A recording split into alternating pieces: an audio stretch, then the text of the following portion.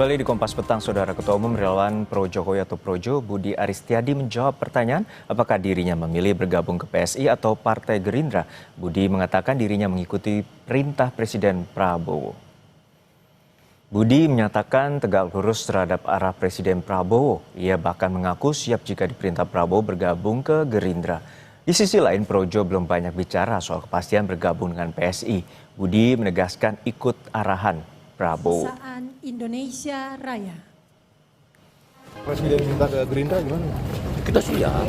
Semua yang diperintah Presiden kita siap. Kita tegak lurus Presiden. Kalau ke PSI belum pasti.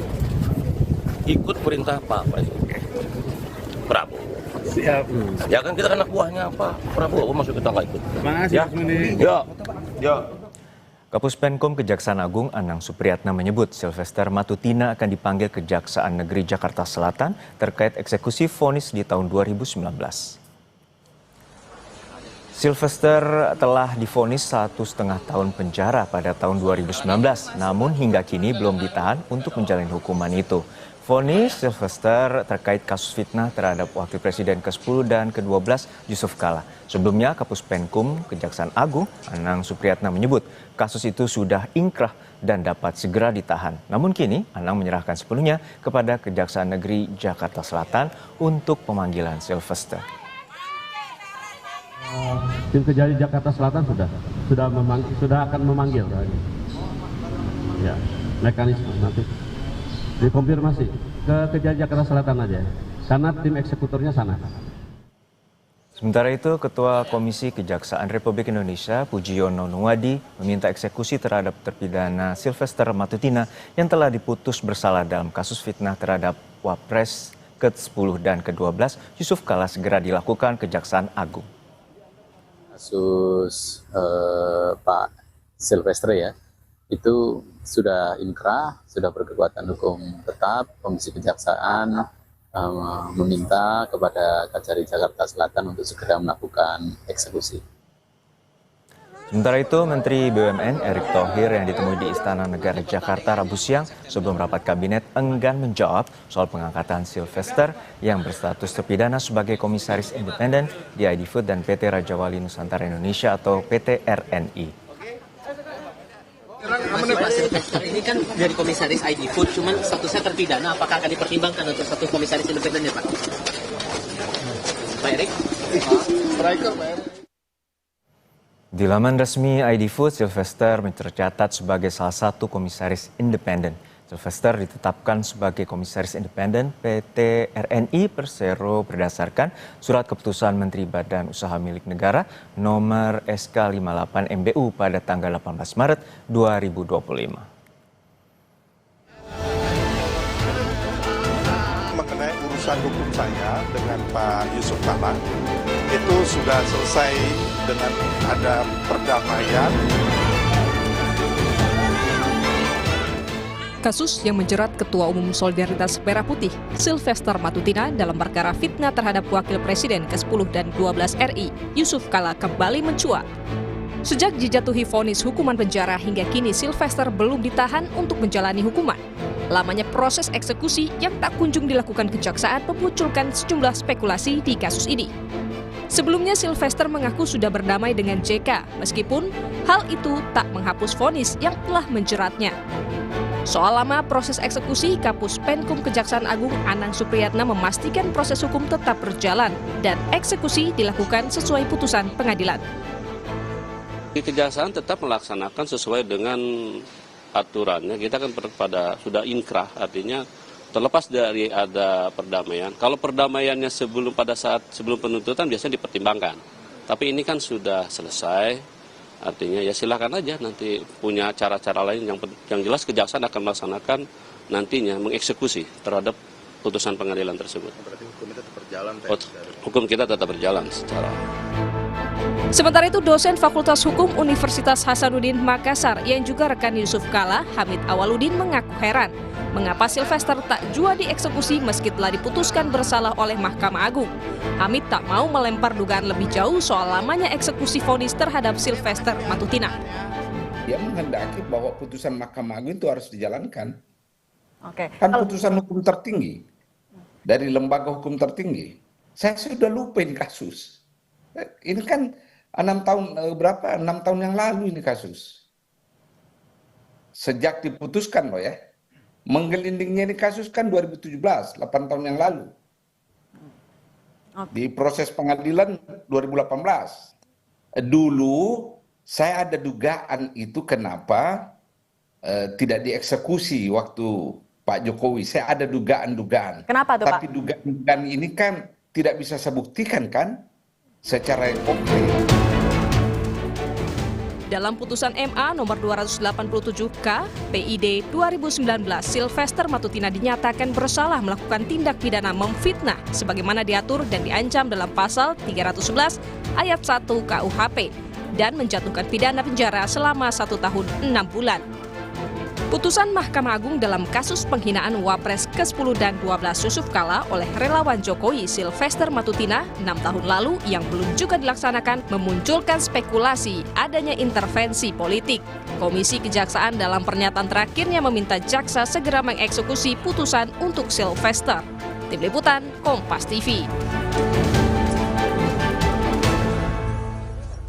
Sylvester Matutina 6 tahun tidak dieksekusi setelah diputus bersalah penghinaan Wapres ke-10 dan ke-12 Yusuf Kala. Apa yang menyebabkan hal ini bisa terjadi kita bahas bersama Sekretaris Komisi Kejaksaan Ibu Dahlena dan juga Ketua PBHI Mas Julius Ibrani. Selamat petang Ibu Dahlena dan Mas Julius. Semoga sehat-sehat selalu. Ya, selamat petang. Selamat petang. Saya ke Terima Bu kasih. Dahlena terlebih dahulu. Bu Dahlena, ini salinan putusan MA sudah diputus sejak dari tahun 2019 lalu, 6 tahun tidak atau belum dieksekusi. Lalu apakah dari temuan Komjak ini ada persoalan yuridis atau apa yang terjadi? Ya, terima kasih Mas Juno. Pertama memang kalau dalam konteks ini basis kami bisa dua ya. Pertama, kami cek di data kami memang tidak ada laporan pengaduan soal ini. Gitu.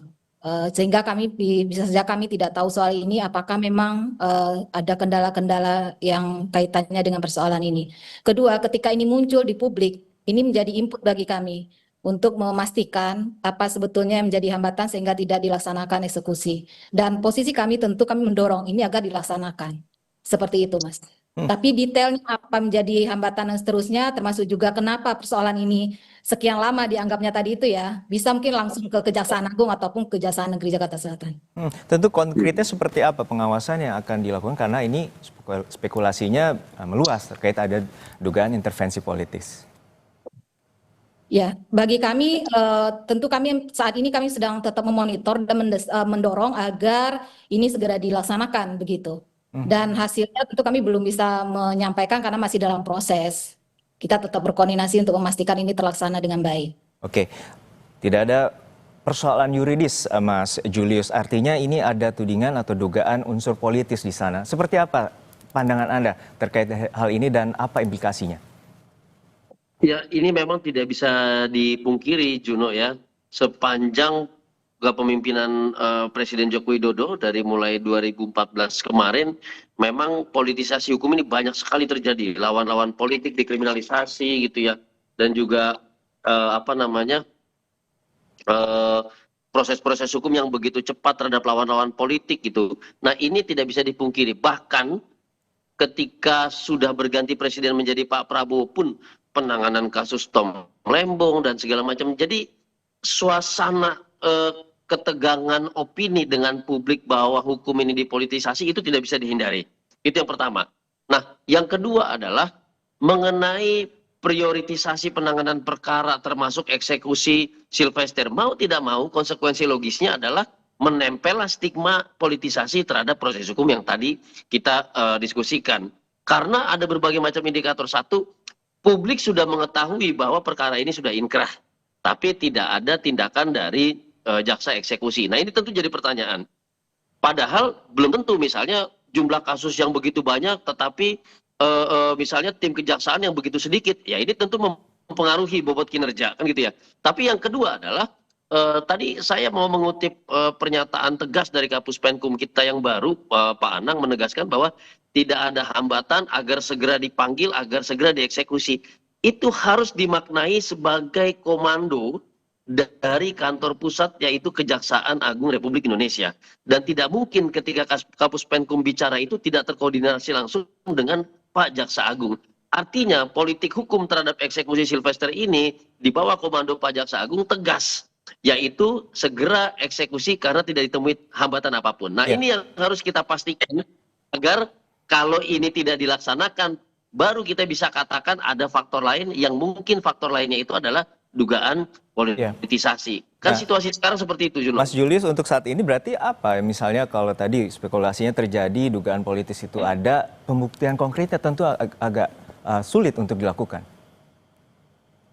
Nah, kalau pembuktian konkret memang tentu sulit dilakukan. Tetapi yang namanya aparat penegak hukum, baik kepolisian, kejaksaan, maupun hakim, dia memiliki satu kewenangan yang namanya diskresi. Diskresi inilah yang menentukan apakah tindakan yang diprioritisasikan, yang kemudian ditunda itu dapat dipertanggungjawabkan kepada publik, situasi urgensi, keterdesakan, dan yang lain. Nah, ini yang hilang dan atau mungkin belum dijelaskan oleh Kejaksaan Negeri Jakarta Selatan. Nah, ini juga yang harus dibantu oleh Komisi Kejaksaan secara inisiatif untuk memberikan kejelasan kepada publik sebelum opini publik yang viral mendahului pernyataan resmi dari instansi kejaksaan. Dan di situ pula nanti akan menjadi satu kekisruhan di mata publik. Begitu, Juno. Ya, baik. Bu Dahliana, untuk saat ini seperti apa sebenarnya 6 tahun terakhir pengawasan dan juga terkait dengan prosedur eksekusi terkait dengan vonis terhadap Sylvester Matutina? Iya, seperti tadi kami sampaikan secara spesifik mengenai kasus ini, memang kita monitor itu ketika muncul di publik. Dan ini menjadi input bagi kami untuk tentu, karena memang fungsi kami adalah mengawasi gitu ya, mendorong agar kinerja kejaksaan meningkat. Nah, dalam konteks ini tentu ketika ada masukan, termasuk tadi Mas Ibrani sampaikan, ini perlu ada masukan atau ada dorongan agar kemudian ada kejelasan bagi publik begitu ya. Ya, ini adalah bagian dari kami, bagian tentu ini masukan sangat penting bagi kami karena kami memberi atensi soal ini. Gitu. Kami memberi atensi soal ini dan tentu itu menjadi bahan bagi kita semua karena memang yang berwenang adalah APH gitu ya. Betul. Kita percayakan kepada mereka, kita harus dukung mereka untuk bekerja sesuai dengan realnya begitu. Oleh karena itu informasi-informasi apapun yang bisa saja di luar kami, di luar jangkauan kami gitu ya. Karena tentu kami dengan segala keterbatasan, kami sangat berharap publik memberi informasi kepada kami yang kemudian kami bisa memaksimalkan peran itu. Gitu. Oke, konkretnya seperti apa Bu untuk Kejaksaan Negeri Jakarta Selatan untuk saat ini? Ya, kami dalam proses koordinasi, proses penelusuran informasi termasuk juga tadi konteksnya kami akan tetap mendorong proses ini seperti yang Pak Kapus Penkum sampaikan, mestinya tentu ini sudah bisa dilaksanakan gitu ya. Nah, seperti itu. Tapi kesimpulan tentu kami belum sampai ke kesimpulan akhir seperti apa karena tentu ada proses di internal kami. Oke, Mas Julius untuk saat ini seperti apa sebenarnya aturannya dan apakah kalau dengan dugaan pelanggaran dan juga misalnya tidak eksekusi karena salinan putusan itu kan secara undang-undang Mahkamah Agung 7 hari atau 14 hari setelah putusan salinan diberikan ke pihak kejaksaan? Ya, tentu hal yang pertama terganggu di sini adalah soal kepastian hukum.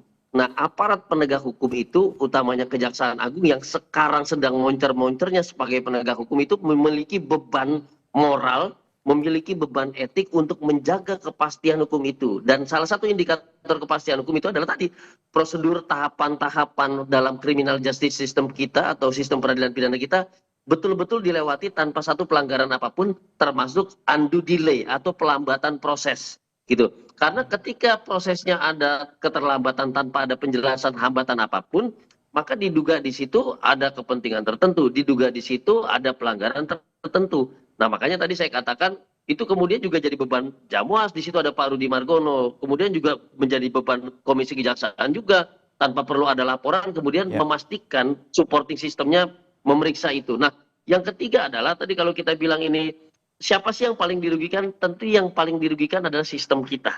Jadi ini bukan soal pribadi Pak JK, bukan soal pribadi Sylvester, tapi soal sistem yang harus dijaga oleh aparat penegak hukum dan instansinya. Dalam hal ini Kejaksaan Agung yang saat ini kita percaya menjadi punggawa yang paling moncer dalam penegakan hukum. Karena kita lihat setiap update perkembangan perkara yang ditangani setiap minggunya. Nah, ini yang kemudian bisa kita korbankan dan ujungnya ini paling fatal. Jangan sampai kemudian publik kehilangan kepercayaan terhadap penegakan hukum karena unsur-unsur yang sebetulnya belum bisa dibuktikan dan belum ada proses pemeriksaannya. Artinya Begitu. Kejaksaan Agung harus menjaga marwahnya dan juga memberikan kepastian hukum kepada masyarakat dan juga tidak ada intervensi apapun terkait dengan politis. Terima kasih Mas Julius Ibrani, Ketua PBHI, dan juga Ibu Dahlena, Sekretaris Komisi Kejaksaan telah bergabung bersama kami di Kompas Petang.